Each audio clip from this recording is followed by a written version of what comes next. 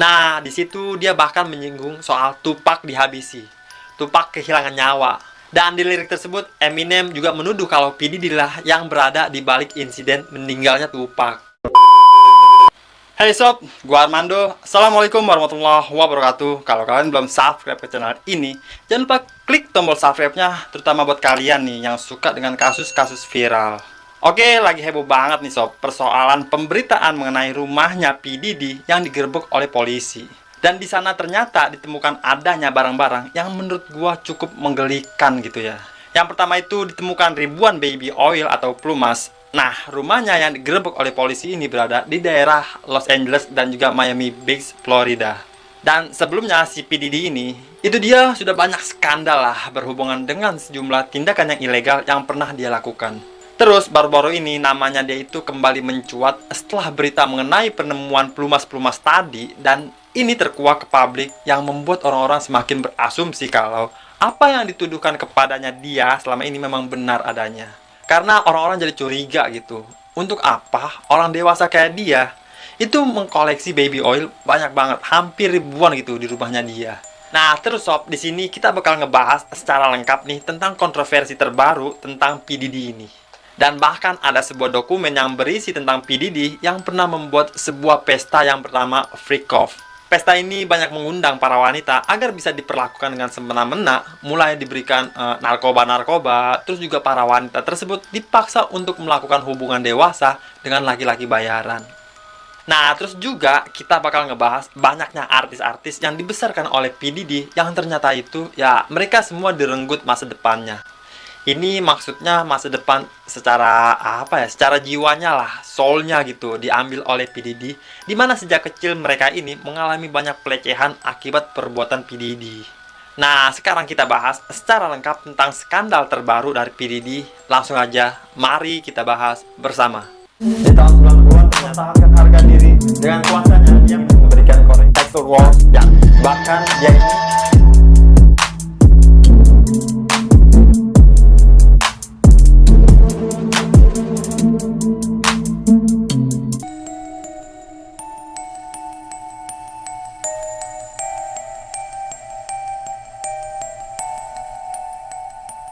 kita langsung mulai dengan pembahasan ditemukannya baby oil yang sangat banyak nih di rumahnya P. Diddy. Nah, jadi sob, sebelum kasus dari penemuan baby oil ini, sebenarnya P. Diddy ini udah banyak kasus lah, dan udah banyak dilaporkan. Dan mungkin gua nggak akan menjelaskan ke semua kasus-kasusnya gitu. Sekarang gue bakal menjelaskan sedikit mengenai siapa itu P. Diddy secara singkat buat kalian nih yang belum tahu siapa dia. Oke, P. Diddy ini bernama asli Sean Combs, yang kemudian lebih dikenal dengan nama panggung Puff Diddy atau disingkat dengan P. Diddy. Dia ini dikenal sebagai seorang selebriti, artis, rapper, aktor, pengusaha, pokoknya orang penting lah di sana. Dan dia lahir di daerah Harlem, New York pada tahun 1969. Nah, dia ini memiliki banyak bisnis. Salah satu yang paling besar itu adalah label rekaman yang bernama Bad Boy Records, dan brand pakaian yang bernama St. John dan juga Revolt TV. Nah, jadi nggak perlu diragukan lagi nih kekayaannya dia. Itu sebesar apa. Pokoknya nih orang bener-bener milioner lah. Dan perjalanan karir dia itu dimulai ketika dia selesai berkuliah di Universitas Howard pada tahun 1990 dan bekerja untuk Uptown Records. Nah, karena dia sangat berbakat di dalam mengembangkan bisnis, P. Diddy ini akhirnya berhasil dipromosikan untuk mendapatkan jabatan yang lebih tinggi di Uptown Records tersebut. Sampai pada akhirnya dia itu dipecat dari Uptown sehingga dia mendirikan labelnya sendiri yaitu Bad Boy Records. Dan bahkan Bad Boy Records ini bisa menyaingi records label yang sebelumnya menaungi dia itu Uptown tadi. Kalau kalian pernah dengar nih tentang Tupac Shakur ya, pastilah di dunia rap ini Tupac Shakur itu adalah bisa dibilang tuh kayak dewanya lah gitu ya. Tupac Shakur ini punya saingan namanya itu adalah Notorious B.I.G. Notorious B.I.G. ini adalah seorang rapper yang sangat terkenal, dan dia ini adalah salah satu rapper atau artis yang membesarkan nama Bad Boy Records milik P. Diddy. Dan dia berhasil mendominasi tanggal lagu pada tahun 1995.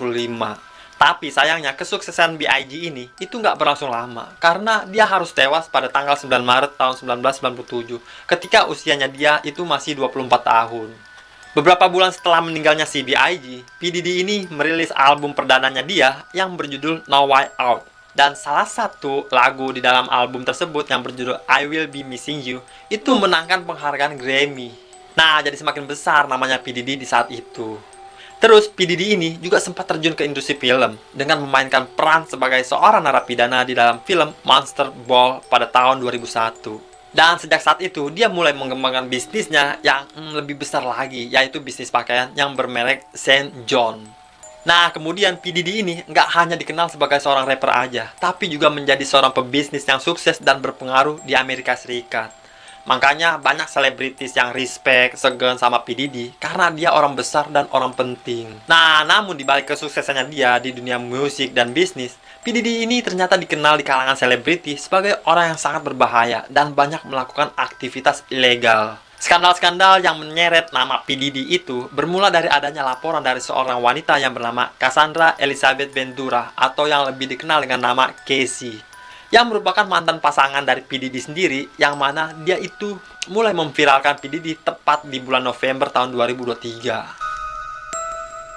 Di dalam laporannya tersebut, P. Diddy ini dituduh sudah meruda paksa dia dan melakukan berbagai tindakan kekerasan. Nah, pada saat itu, P. Diddy ini memang terbukti melakukan kekerasan kepada Casey. Nah, tapi mereka pun memilih untuk menyelesaikan permasalahan tersebut dengan damai. Ya, mungkin P. Diddy-nya masih mampu lah untuk membayar semuanya itu. Nah, tapi semenjak itu, citra dari P. Diddy ini langsung tercoreng, langsung drop, dan publik yang tadinya melihat P. Diddy ini sebagai seorang musisi, pebisnis yang sukses, mulai menilai P. Diddy sebagai orang yang kasar, jahat, dan menakutkan, terutama bagi kaum perempuan yang merupakan artis-artisnya atau orang-orang terdekatnya. Dan dia dianggap bisa melakukan apa saja untuk bisa mewujudkan niat jahatnya dia. Dan figur P. Diddy ini sudah tidak dinilai baik oleh orang-orang semenjak kejadian itu. Semenjak itu, banyak orang yang sudah mulai penasaran nih, sebenarnya P. Diddy ini hanya melakukan tindakan kejahatan satu kali doang gitu, atau justru banyak. Dan akhirnya kasus-kasusnya dia yang lain mulai terungkap, mulai mencuat dari banyaknya selebriti yang mulai berani angkat bicara mengenai kelakuan dari P. Diddy. Yang mana mereka juga ternyata pernah mengalami hal yang sama dengan yang dialami oleh Casey sebagai korban P. Diddy. Dan setelah mencuatnya semua pengakuan tersebut, pihak berwenang akhirnya mulai memantau dengan sangat serius pergerakan-pergerakan P. Diddy. Nah, cuma memang ya, yang namanya orang besar, orang berduit, orang terkenal gitu, dia bisa akan menggunakan powernya, uangnya gitu, untuk memperlambat proses hukum. Nah, namun polisi di saat itu mencari cara nih, supaya tetap bisa mengintai gerak-gerik P. Diddy dan membongkar semua tindakan kejahatannya dia. Lalu sampai pada akhirnya dilakukan sebuah penggerebekan tepat di tanggal 27 Maret tahun 2024 kemarin.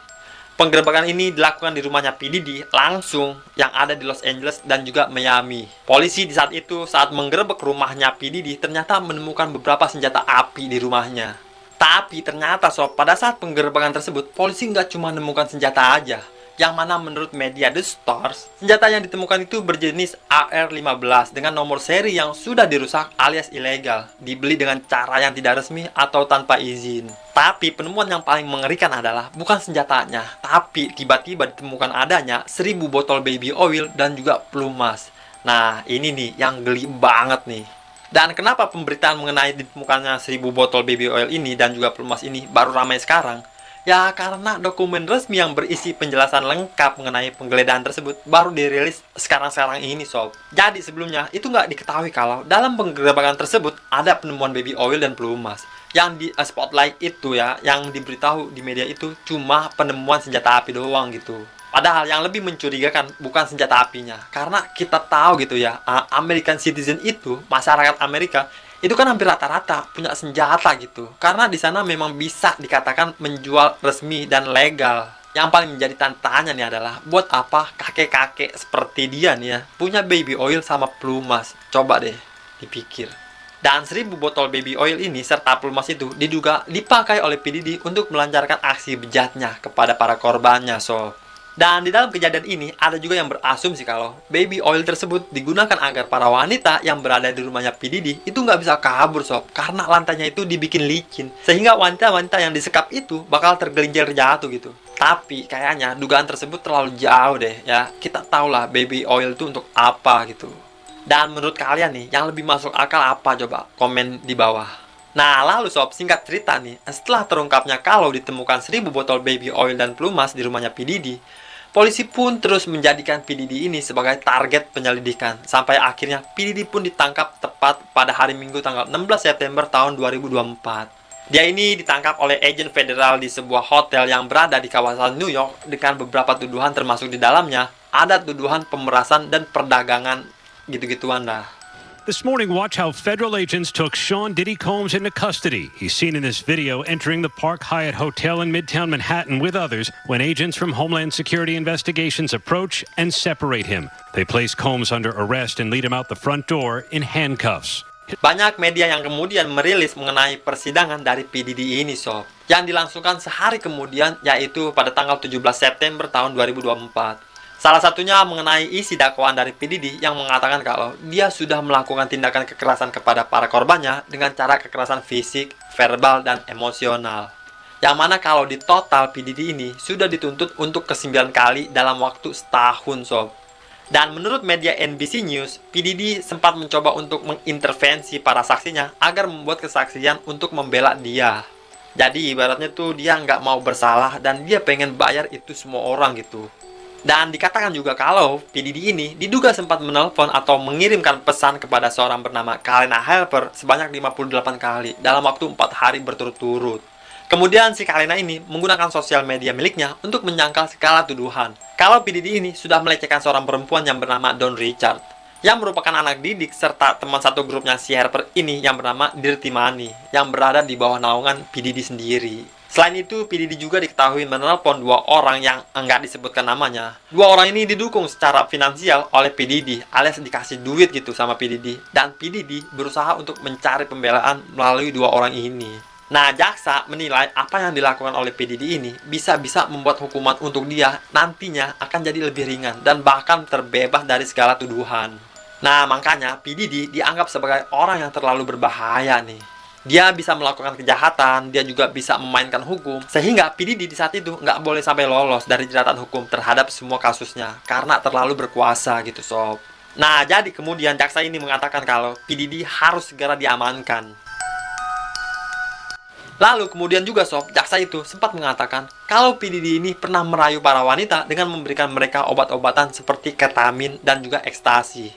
Banyak di antara para wanita itu diberikan dukungan finansial dan juga dibayar atau dijanjikan untuk memiliki karir yang bagus dan dijanjikan akan memiliki hubungan spesial dengan P. Diddy. Nah, P. Diddy ini yang dengan sengaja meminta para wanita ini untuk melakukan hubungan badan dengan dia. Terus dia merekam aktivitas tersebut sebagai ancaman kepada wanita-wanita tersebut untuk memastikan mereka agar tetap diam gitu, sob. Nah, jadi setiap mereka berpesta, udah main gitu-gituan. Nah, cara P. Diddy ini mengancam yaitu dengan video-video rekaman tadi. Dan bahkan dikatakan P. Diddy ini juga enggak segan mengintimidasi mereka menggunakan senjata agar mereka menuruti segala perintah dari P. Diddy. Dan di dalam dakwaan tersebut enggak dijelaskan secara jelas nih, sob, berapa banyak wanita yang diduga menjadi korban P. Diddy ini. Dan di dalam dakwaan tersebut juga enggak disebutkan nih kalau P. Diddy ini terlibat secara langsung atau tidak ketika meruda paksa para wanita itu. Karena kan ada indikasi dia menyuruh orang lain gitu. Kayak cowok-cowok nih, teman-temannya dia atau orang-orangnya dia untuk meruda paksa si wanita itu. Dan itu semua demi kepuasan nafsunya P. Diddy itu doang, sob. Dan di dalam hal ini ya, tetap aja otaknya itu adalah P. Diddy. Dan dia dituduh melakukan penyerangan terhadap para wanita tersebut dengan cara melakukan tindakan kekerasan mulai dari memukul, menendang, menyeret, melempar benda-benda ke para korbannya itu. Nah, jaksa juga bilang kalau P. Diddy dan juga teman-temannya menggunakan suap dan kekerasan serta penculikan untuk merahasiakan kejahatan mereka. Ya, kebayang aja selama bertahun-tahun, berpuluh-puluh tahun bahkan, P. Diddy ini bisa menyembunyikan tindakan kejahatannya dan selalu selamat. Lalu di samping itu ternyata kekayaannya P. Diddy, di samping usahanya dia sebagai seorang pemilik atau owner record label, dia juga punya bisnis kriminal, yang mana ini semua untuk memfasilitasi praktik eksploitasi terhadap para wanita yang sudah dia jalankan selama kurang lebih 16 tahun lamanya. Kebayang tuh ya, dia seorang selebriti tapi bisa menjalankan praktik ilegal selama 16 tahun dan nggak pernah ditangkap. Dan P. Diddy ini sering mengadakan sebuah pesta gitu yang diberi nama Freak Off, yang bakal nanti gue jelaskan lah. Pokoknya pesta ini adalah pesta yang paling menakutkan bagi para selebriti, terutama yang cewek-cewek dan yang cowok-cowok masih di bawah umur. karena mereka bakal menjadi korbannya P. Diddy di dalam party tersebut. Setelah P. Diddy ini ditahan, P. Diddy di saat itu mengaku kalau dia itu nggak bersalah dan dia membantah keterlibatannya di dalam semua kasus yang dituduhkan. Pengacara P. Diddy yang bernama Erica Wolf itu justru menuduh balik kalau si pelapor yang bernama Dawn dengan mengatakan kalau dia sudah membuatkan klaim palsu terhadap P. Diddy untuk bisa mendapatkan bayaran atau pengen mencari uang karena tuduhan Dawn ini bertepatan dengan perilisan album dan turnya. Jadi malah dituduh nih kayak si Dawn ini cuma pengen cari tenar gitu, cuma pengen bikin albumnya laku, makanya dia bikin tuduhan seperti itu pada P. Diddy. Erica juga menyebutkan kalau dia menyayangkan persahabatan yang sudah terjalin antara Dawn dan P. Diddy selama 20 tahun itu harus berakhir hanya demi mendapatkan uang dari P. Diddy dengan cara memfitnah P. Diddy. Dan sementara itu, pengacara dari P. Diddy yang lain yang bernama Mark Agnevillo mengatakan kalau P. Diddy nggak mungkin menghubungi orang-orang untuk bisa membela dia. Karena P. Diddy sendiri nggak tahu kalau di saat itu dia sedang menjadi target dari penyelidikan. Nah, oleh karena itu, kedua pengacaranya, yaitu Erica dan Mark tadi, meminta agar P. Diddy bisa dibebaskan dengan jaminan sebesar 50 juta US dollar, yang kalau dirupiahkan sebesar 755 miliar, hampir 1 triliun. Si P. Diddy bisa membayar hukum di Amerika. Dan jaminan tersebut berupa rumahnya yang bernilai 40 juta US dollar, dan rumah ibunya yang bernilai 2 juta US dollar yang ada di Miami. Nah, pengacaranya mengatakan kalau P. Diddy sanggup membayar jaminan tersebut asalkan dia dibebaskan. Dan bahkan gak cuma itu sob, agar dia tidak dijatuhkan hukuman, P. Diddy juga bahkan menawarkan agar mobilitasnya dibatasi selama dia berada di New York, Florida, dan juga New Jersey. Serta dia bersedia dipasang GPS agar bisa dilacak kemanapun dia pergi. Jadi ibaratnya tuh dia minta dijadikan tahanan kota supaya pihak hukum Amerika percaya bahwa dia kooperatif dan tidak akan lari kemana-mana. Nah, pengacaranya yang bernama Mark juga bilang kalau P. Diddy ini memiliki riwayat pengguna narkotika dan hubungan yang tidak sehat atau toksik, sehingga dia sedang dalam perawatan atau lagi terapi gitu, lagi direhab. Dan sehingga agar perawatan ini tetap berjalan maksimal, P. Diddy seharusnya dibebaskan, kata si pengacaranya. Nah, tapi dalam hal ini, hakim pengadilan tetap tegas menolak semua permintaan dan jaminan yang begitu besar dari P. Diddy. Jadi hakim di sana nggak bisa dibayar, sob. Beda banget lah pokoknya dengan hakim di negara Wakanda ini. Ini benar-benar nggak bisa dibayar walaupun angkanya hampir 1 triliun. Dan alasan hakim adalah uang jaminan yang dibayarkan oleh P. Diddy juga pada akhirnya nggak bisa menjamin kalau P. Diddy ini nggak bakal mengulangi kejahatannya. Karena ditakutkan kalau P. Diddy ini dibiarkan, nanti bakal banyak korban-korban lainnya. Dan sampai pada akhirnya P. Diddy pun tetap dipenjara. First court hearing this afternoon. The indictment here charges Combs with 3 felony counts of racketeering, sex. Terus sob, singkat cerita, selama P. Diddy ini masih berada di dalam penjara, menurut berita yang beredar nih, dia ini nggak makan sama sekali gitu sob. Karena mengalami depresi dan juga ketakutan. Dia takut kalau ada seseorang yang mencoba untuk meracuni dia dan ingin dia itu meninggal lah di dalam penjara. Dan makanya gua nggak tahu nih apakah ini hanya sebuah skenario yang dibuat oleh P. Diddy agar banyak orang yang kasihan gitu sama dia. Dengan menunjukkan kalau dia itu ketakutan, depresi gitu, dan menderita di dalam penjara. Yang mana hal ini bikin orang tuh nggak yakin dengan aktingnya tersebut. Dan untuk sekarang P. Diddy dikabarkan sudah dipindah ke penjara yang super ketat sob. Kenapa demikian ini? Bukan karena dia takut kabur, tapi lebih tepatnya ya, pihak yang berwajib itu takut dia ini malah bunuh diri gitu, malah menghabisi nyawanya sendiri. Makanya dia ditempatkan di dalam penjara yang diawasi 24 jam, supaya nih orang nggak depresi, dan terus malah bunuh diri gitu sob. Nah sekarang nih sob, kita bakal bahas mengenai party yang dibuat oleh P. Diddy yang bernama Freak Off. Yaitu sebuah pesta yang diselenggarakan untuk memenuhi hasratnya P. Diddy kepada para wanita. Jadi sob, di dalam dakwaan terhadap P. Diddy itu disebutkan kalau dia ini membuat sebuah pesta yang diberi nama dengan Freak Off. Diketahuinya tentang pesta milik P. Diddy ini berawal dari gugatan yang dibuat oleh Casey, yang mana dijelaskan setelah hubungannya dengan P. Diddy yang terjalin selama beberapa bulan.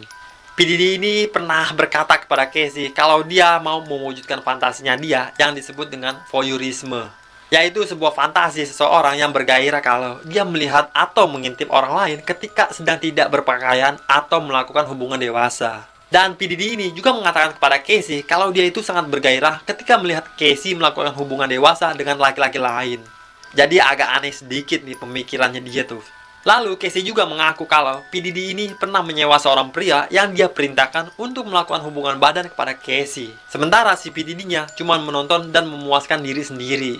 Ketika aktivitas tersebut dilakukan, P. Diddy juga mengatakan bahwa dia ingin join atau ikutan, yang mana aturan tersebut diberi nama dengan freak off atau yang disingkat dengan FO. Dan kemudian P. Diddy ini juga meminta kepada Casey untuk mencarikan tempat buat P. Diddy agar bisa melakukan freak off tersebut. Dan menyuruh Casey untuk bisa mencari pekerja laki-lakinya untuk memuaskan Casey sekaligus memuaskan dia. Terus sob, gue juga menemukan sebuah berita lain dari media NBC News yang memuat salinan tentang dokumen yang berisi tuduhan terhadap P. Diddy. Yang mana di dalam dokumen tersebut disebutkan kalau P. Diddy ini ternyata bersama dengan para petinggi dari Com Enterprise itu menggunakan kekuasaan dari P. Diddy di Com Enterprise tersebut untuk mengintimidasi dan melakukan serta memikat para wanita ke dalam aktivitas ilegal yang dilakukan oleh P. Diddy sendiri dengan dalih mereka akan menjalin hubungan romantis dengan si P. Diddy. P. Diddy ini menggunakan powernya untuk bisa memaksa para wanita agar mau melakukan hubungan badan dengan pria-pria panggilan.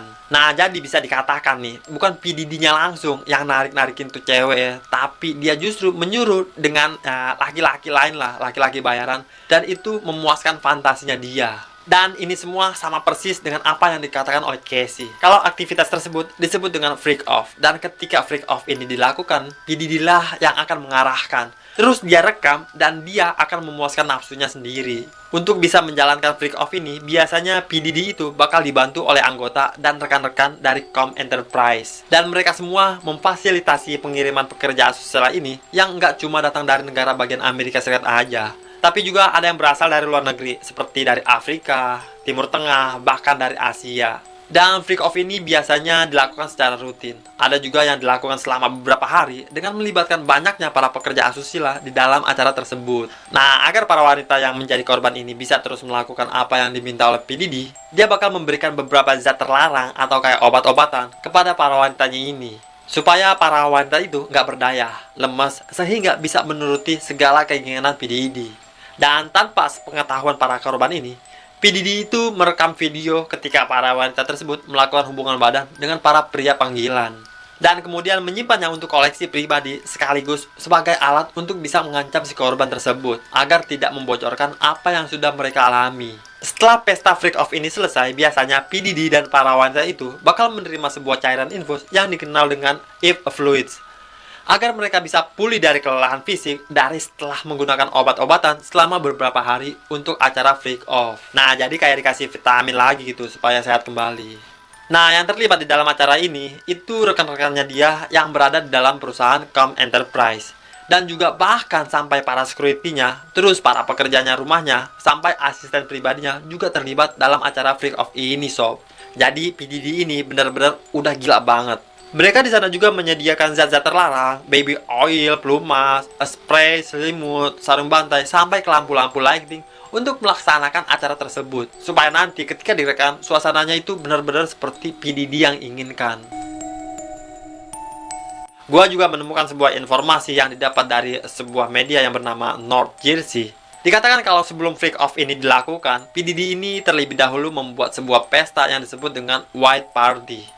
Nah, acara tersebut dikatakan sampai dikunjungi oleh banyak selebriti terkenal seperti Leonardo DiCaprio, Paris Hilton, sampai ke Mariah Carey. Nah, awalnya pesta ini berjalan normal-normal aja. Seperti pesta pada umumnya, mereka makan-makan cantik, ngobrol, pokoknya acaranya fancy lah. Nah, pada saat White Party ini selesai, para selebriti tersebut langsung meninggalkan pesta. Dan P. Diddy kemudian barulah menyelenggarakan pesta aneh, yaitu freak off-nya tersebut. Ada jurnalis dari New York Times yang bernama Michael Kaplan yang membocorkan rahasia dari pesta freak off ini.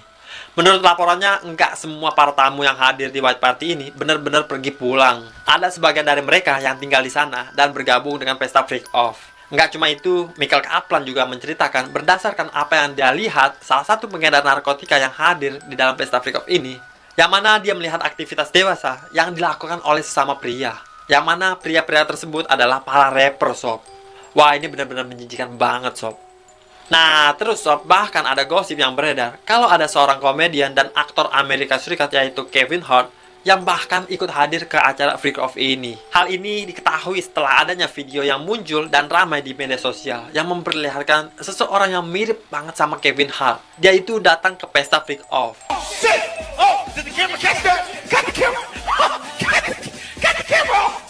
Nah, cuma masih belum jelas nih sob, apakah video ini beneran dia atau video tersebut hanya editan. Atau mungkin juga ya video tersebut bukan diambil di acara Freak Off.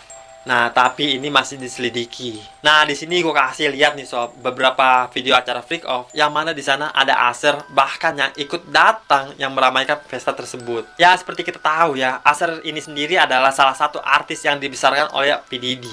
Sampai sejauh ini, setelah banyaknya isu simpang siur mengenai Kevin Hart yang datang ke acara Freak Off, Kevin Hart sendiri masih belum buka suara atau belum mengklarifikasi hal ini.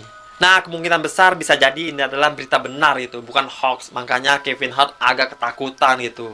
Terus selain itu, bahkan ada seorang pemain basket Amerika Serikat yaitu LeBron James yang diduga juga ikut dalam pesta Freak Off ini.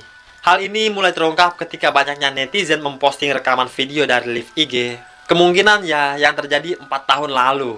Yang mana di live tersebut LeBron James live bersama P. Diddy dan LeBron di saat itu mengatakan I know party like a Diddy party. Jadi kalau diartikan tuh nggak ada pesta yang seperti pestanya Diddy. Hey, everybody know ain't no party like a Diddy party, so Yeah, that's what's up. Yeah. yes, sir. Dari sini orang-orang berasumsi kalau pesta yang dimaksud oleh LeBron James ini adalah pesta Freak Off. Yang mana itu artinya kalau dia bisa bilang seperti itu ya berarti LeBron juga pernah menikmati pesta Freak Off ini. Hanya saja menurut media Daily Mail, hubungan antara LeBron James dengan P. Diddy masih nggak jelas nih sob. Karena LeBron James itu udah unfollow P. Diddy sejak bulan Mei kemarin. Karena rumor mengenai P. Diddy yang bakal ditangkap dan dia terlibat banyak skandal. Nah, jadi sebenarnya nggak cuma LeBron James aja. Selebriti lain juga mulai unfollow si P. Diddy ini. Karena takut keseret-seret gitu sob. Tapi tetap aja gitu kan, yang namanya ya jejak digital nggak bisa dihapus. Semuanya bakal kebongkar juga. Dan meskipun begitu, anaknya LeBron James yang bernama Bryce itu sempat kedapatan pernah berlibur bareng dengan anak perempuannya P. Diddy pada saat musim semi. Yang berarti ya, antara keluarga mereka itu berarti dekat banget gitu. Antara LeBron James dan P. Diddy memang ada hubungan. Nah, terus nih sob ya, kalau kalian ngikutin gosip-gosip hip-hop gitu ya, di dunia musik hip-hop sebenarnya sedari lama kelakuan aneh P. Diddy ini disinggung oleh lewat lagu-lagunya Eminem sob. Oke, sekarang kita bahas nih sob, ketika Eminem mengeluarkan lagu diss track untuk menyinggung kejahatan P. Diddy. Jadi sob, Eminem itu sudah menyinggung P. Diddy sejak bertahun-tahun lalu. Dia pertama kali menyinggung P. Diddy ini dalam lagunya yang berjudul Fucking Crazy pada tahun 96. Lagu yang berjudul Fucking Crazy ini memiliki sebuah lirik yang berbunyi Original bad boys on the case, cover your face, I came in the place blow it, and a spray puffy with a mace.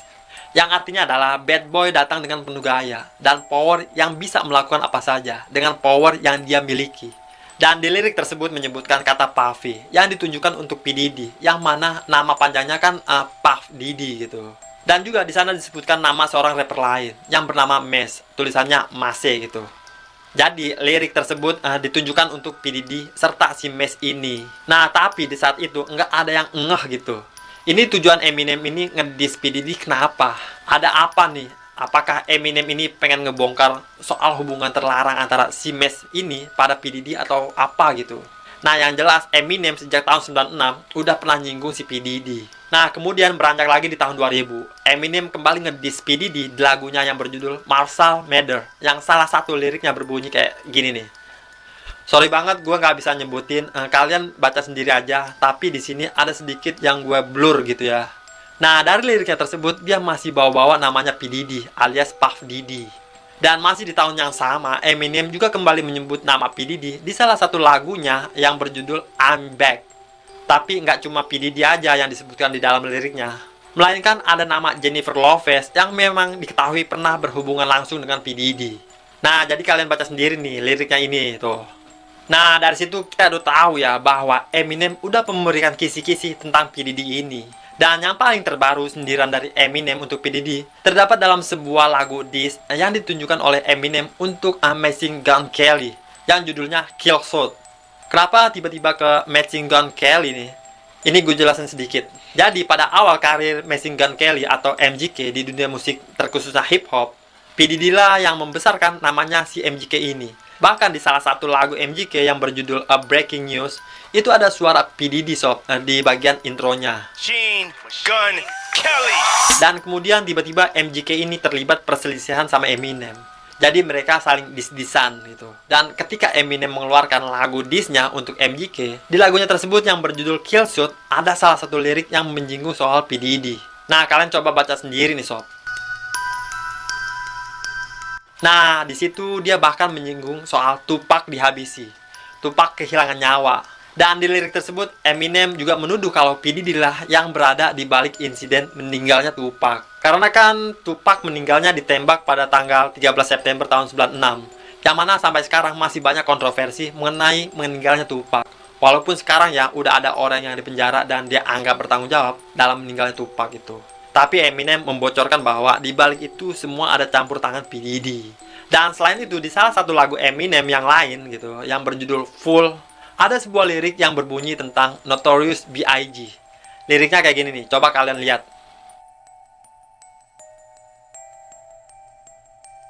Nah, kalau dari lirik ini kita bisa baca ya bahwa di sana Eminem memberitahu B.I.G yang merupakan rapper besar di bawah naungan P Diddy dan record labelnya yaitu Bad Boy Records itu dieksekusi karena akibat Tupac yang dieksekusi juga. Jadi kayak balas dendam gitu sob. P Diddy dikatakan itu menghabisi nyawa Tupac, terus gantian B.I.G yang dihabisi oleh pihaknya Tupac. Namun lirik ini juga bisa diartikan kalau P Diddy juga yang menjadi dalang di balik insiden meninggalnya nyawa dari B.I.G.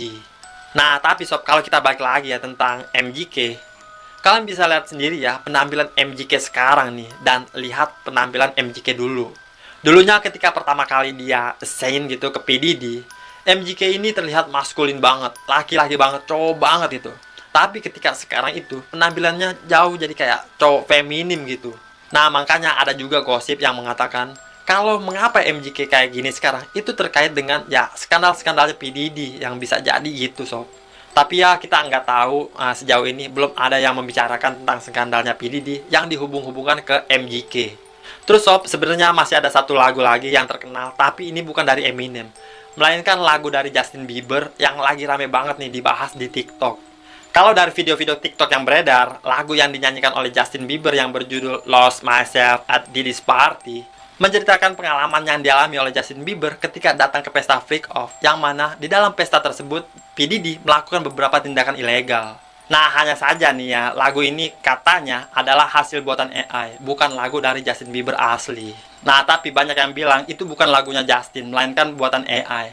Tapi liriknya menggelitik banget gitu sob. Nah, terus sob, kalau bicara tentang lagunya Justin Bieber yang mengarah kepada sindiran untuk P Diddy, sebenarnya ada sebuah lagu Justin Bieber yang memang dibuat untuk menyindir problemnya P Diddy ini, yang berjudul Yummy. Kalian semua pasti tahu lah lagunya.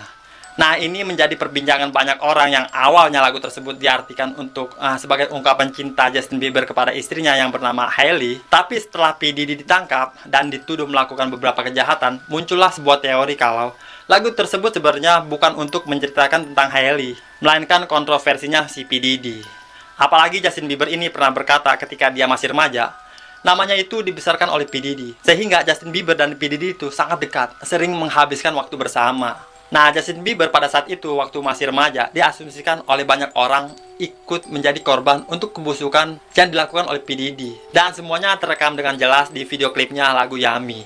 Nah, bahkan ketika Justin Bieber ini mempromosikan lagu Yummy, yaitu sempat memposting ya foto beberapa bocah gitu. Terus ada tulisan Yummy. Dan itu diasumsikan oleh orang-orang bahwa Justin Bieber sedang menyindir P Diddy yang dianggap seorang pedo. Wah, ini sih gila banget ya, plot twist banget gitu.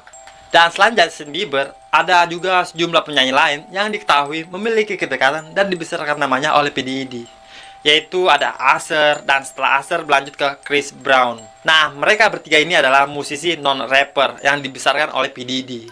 Dan ada yang mengatakan kalau mereka ini sama-sama jadi korban dari P Diddy. Tapi ada juga yang mengatakan kalau salah satu di antara mereka itu, Usher, justru ikut membantu P Diddy atas semua kejahatan yang dia lakukan. Dan Usher lah yang mempertemukan Justin Bieber kepada P Diddy, yang membuatnya menjadi besar seperti sekarang. Yang saat itu Justin Bieber itu masih di bawah umur dan dianggap sebagai korban dari P Diddy. Di balik semua kontroversi dan isu mengenai P. Diddy ini, sob, saat ini P. Diddy dituntut atas 3 tuduhan, yaitu pemerasan, perdagangan seksual, dan menyewa para pekerja seks untuk acara freak off-nya. Nah, kalau P. Diddy ini terbukti melakukan ketiga tuduhan tersebut, dia bakal terancam mendapatkan hukuman paling sedikit 15 tahun penjara, dan yang paling lama adalah seumur hidup. Nah, kita tunggu aja nih sob, bagaimana perkembangan dari kasusnya P. Diddy ini. Apakah dia akan didakwa sesuai dengan tuduhannya atau tidak. Dan itu dia sob pembahasan kita hari ini mengenai kasusnya P. Diddy. Yang ditemukan baby oil ada ribuan di rumahnya, dan juga pesta freak off yang dibuat oleh dia untuk memuaskan nafsunya dia. Gimana menurut kalian teman-teman tentang pembahasan kita hari ini? Coba tinggalkan komentar di bawah. Jangan lupa di subscribe karena gua sudah gak sabar bertemu kalian lagi di video-video selanjutnya. Gua Armando, assalamualaikum warahmatullahi wabarakatuh.